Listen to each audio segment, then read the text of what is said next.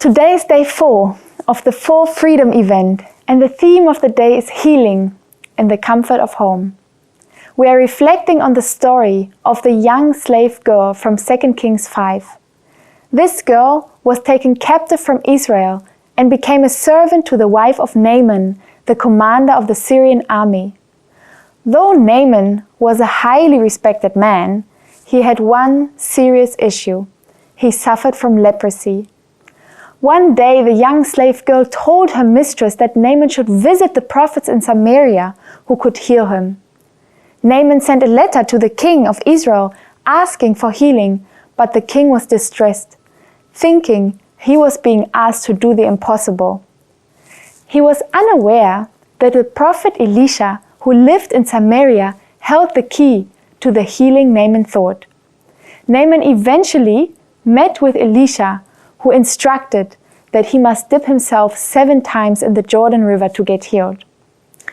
Even though he was angry in the first place about this response, thinking that such a simple act was beneath him, he finally obeyed and got miraculously healed.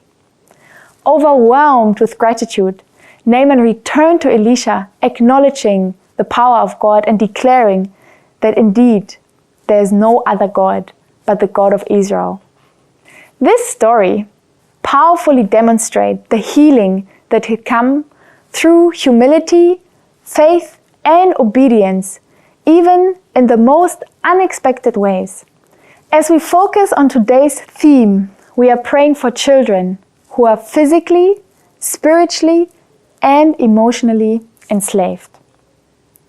It is estimated that there are approximately 125 million street children worldwide, 105,000 child soldiers, and 13 million children living in refugee camps.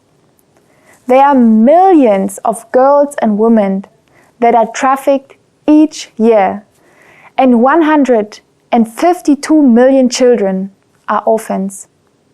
Around 160 million children are subjected to child labor, while 12 million girls are married before the age of 18 annually, and 1 out of 3 girls and women face physical and sexual violence.